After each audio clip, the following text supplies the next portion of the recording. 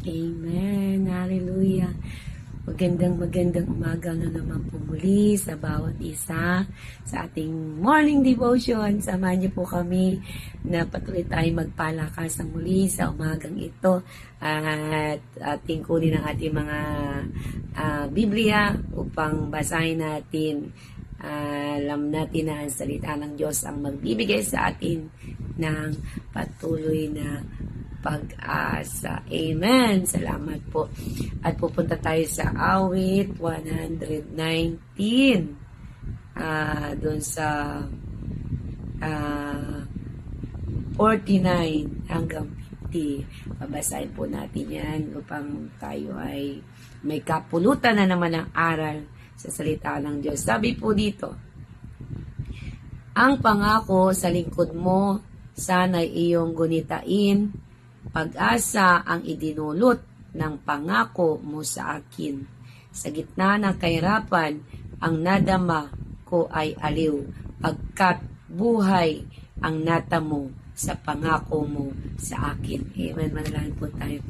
Ama, sa pangalan so salamat po sa pagkabasa ng iyong salita.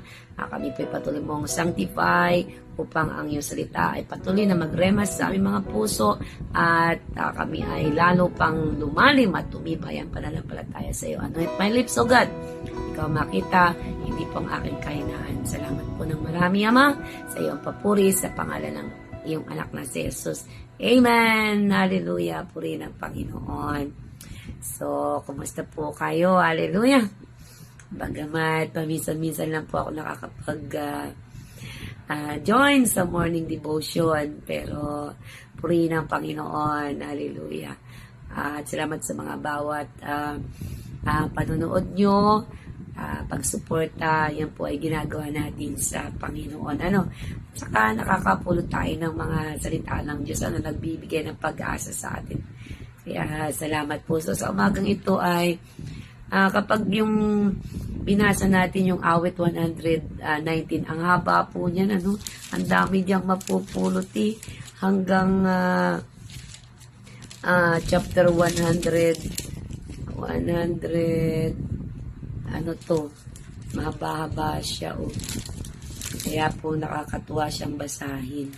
Puri na Panginoon. Pero dito po ay meron lang po tayo na dalawang bagay na imuni-muni sa umagang ito sa ating binasa. At kapag binasa natin ito, ang dami-dami nating mapupulot na aral.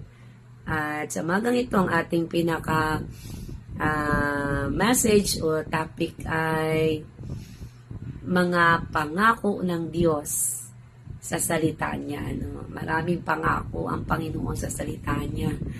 At kung talagang ito ay ating mumuni-munihin, alamin, at kagaya nga po sa Joshua 1:8-9, kapag ang salita ng Diyos ay patuloy natin na meditate day or night, study carefully, ay talaga po tayo ay makakaranas ng mga pagpapala sa ating spiritual na buhay, sa mga physical na buhay, sa mga literal na buhay, ay mararanasan natin. Amen? At ano yung unang bagay na makikita natin dito sa verse 49 na pangako ng Diyos para sa iyo at sa akin. At yung mga pangako kasi ng Panginoon ay para na sa mga mananampalataya, di po ba? Kasi syempre, yung tumanggap kay Jesus Christ bilang Diyos at tagapagligtas, yun ang nakakasumpong ng pangako ng salita ng Diyos. Kasi yung wala pa namang Jesus Christ, ay paano nila yun aangkinin at paniniwalaan? Syempre hindi pa. So tayo yung makakatanggap nun, yung mga pangako ng Diyos. Tayo na mga tumanggap na at may Kristo na. Amen. So yung unang bagay na pangako ng Diyos sa atin dito sa verse 119-49 ay sabi dito, ang pangako sa lingkod mo, sana iyong gunitain, pag-asa ang idinulot ng pangako mo sa akin. So, yung pangako ng Panginoon para sa mga mananampalataya ay patuloy tayo na bigyan ng pag-asa. Amen? Bakit napakahalaga ng salitang pag-asa? Kasi sabi nga doon, ang isang tao na wala nang pag-asa sa buhay ay pinakakawawa na. Kaya po, salamat na ito palang salita ng Diyos na binabasa natin, minumuni-muni, at ipinapamuhay natin once na ito ay magrema sa ating buhay, ay mayroong mababago. May pag-asa na mabago ang ating buhay kapag ang salita ng Diyos ay ating ipinamuhay. Kaya purihin ang Panginoon. At syempre, ano yung pag-asa na sinasabi doon? Ang salita ng Diyos, yung magbibigay sa atin ng pag-asa. At yung pag-asa na yon ay yung pangako ng Diyos na bigyan tayo ng sabi doon sa Jeremiah 29:11, ang pangako ng Diyos ay bigyan ng magandang kinabukasan ang mga susunod sa Kanya. Kinabukasan. So, habang tayo na dito sa lupa, siyempre, ang ating mga buhay ay maging maayos, pinagpapala, spiritually, physically, emotionally, yung mga pangangailangan natin. Kasi sabi nga ng Panginoon doon, gusto niya tayong bigyan ng future. So, yung future na yun, yun yung magkaroon tayo ng eternal life, salvation, upang pag dumating doon sa point na lahat tayo tinawag na, so, mararanasan natin yung pangako ng Diyos na buhay saan? Sa langit. Kaya yun yung pag-asa na binigay sa atin. Kaya nga po, ipinako si Jesus Christ doon sa krus. Bakit sa krus? Tingnan niyo po, kasi yung krus ay yung pinakaganon. Parang tulay. So, doon sa pagkamatay ni Jesus Christ sa krus, so yun naman ang nagbigay sa atin ng kaligtasan nung tayo ay hinanap ng Panginoon at tinanggap natin siya, kinilala natin siya, nanampalataya tayo kay Jesus Christ. Doon nag-umpisa yung pag-asa na sabi doon sa Jeremiah 29 na hindi ko kayo ihaharm, bagkos ang plano ko sa inyo ay maganda at magkaroon kayo ng magandang buhay sa lupa habang hinihintay natin at tigit once na tayo ay bumalik na sa Kanya, yung makasama natin siya sa eternal na buhay doon sa piling niya sa langit. Kaya yun po yung unang bagay na ipagpasalamat natin, tayo ay nagkaroon ng pag-asa. At yung pag-asa na yun ay natupad nung si Jesus Christ ay inoffer yung kanyang buhay para sa iyo at sa akin, at tayo ay hinanap ng Panginoong Yesus. Salamat na hinanap ikaw at ako, kaya tayo ay nagkaroon ng pag-asa. Kaya yung pag-asa na yun ay natanggap natin, at ang pag-asa na yan ay mapangyayari once na tayo ay nanatili kay Kristo at sumandig sa Kanya. Kaya mga kapatid, huwag tayong mawawalan ng pag-asa na ang Panginoon ay babalik. Maghintay tayo, at habang naghintay, magtiis, dahil ang magtiis hanggang wakas ay makakasumpong ng buhay sa langit, yung eternal. Amen? At ano pa yung pangako ng Panginoon sa Kanyang mga salita? Sabi doon sa verse 15, sa gitna ng kahirapan, ang nadama ko ay aliw, pagkat buhay ang natamo sa pangako mo sa akin. Amen. Hindi lamang po binibigyan tayo ng pag-asa na salita ng Diyos, bagkos yung pangalawang bagay na patuloy na ipinagkakalob sa atin ng Panginoon sa Kanyang salita ay tayo ay Kanyang kinukumport. Tayo ay Kanyang binibigyan ng ng kaginhawahan sa ating mga buhay. Di po ba dumadanas tayo ng mga kahirapan, mga problema, pagsubok, mga sakit, karamdaman, na kuminsan ay sa dami ng mga trials na dinadaanan, di ba, bumibigay, ay di ba, naalaala niyo si Peter, ay di ba, siya ay tinatwa si Jesus Christ, tinatwa niya, kaya siya talagang awang-awa sa kanyang sarili, pero di po ba siya ay kinawaan at pinatawad ng Panginoon, at nakatanggap siya ng kapatawaran, kaya yung kanyang buhay ay ginamit niya, naglingkod siya sa Panginoon. Kaya po naging kagamit-gamit sila sina Pablo, di ba, nagamit sila mightily, powerfully, effectively, na kapag sila ng aral ay talaga namang maraming tumatanggap, kagaya din ni Pablo, di po ba? Ang dami lang trials na dinaanan, araw-araw ang buhay nila ay nakaungay doon na mamatay-matay, kasi nga po kinagagalitan sila, kinukulong, kung ano-anong ginagawa sa kanya, kasi nagbabagi ang salita ng Diyos. Ayaw ni Satanas na maligtas yung mga tao. Kaya po sa panahon natin na tayo ay kinawaan ng Panginoon, tayo ay kinukomport niya kapag tayo nanghihina, tayo kanyang pinapalakas, siya yung ating refuge. Kaya naman tayo rin ay magbigay ng comfort sa mga kapatiran natin, encourage them, pray natin sila na matagumpayan at malampasan yung mga dinadaanan na trials sa ating mga buhay. So, sino-sino nga naman na magpapalakasan? Eh, siyempre, kundi tayo na nakakaranas din naman ng mga problema at pagsubok. At kaya sabi dito, doon sa kanyang kahirapan, nakadama ang Panginoon ng kaaliwan. Lalo tigit sa panahon natin, kasama na natin ang banal na Espiritu. Siya yan ang parating nagkukomport sa atin.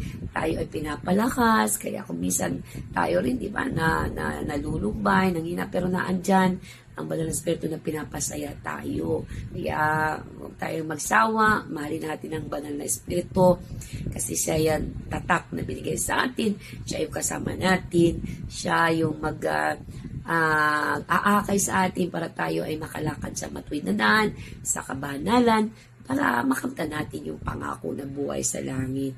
At salamat, hindi lamang po tayo inaaliw ng banal na Espiritu ng kanyang mga salita. Lalo tigit, ang salita ng Diyos ay nagbigay sa atin ng buhay. Yung salita ng Diyos ay nagre-revive sa atin.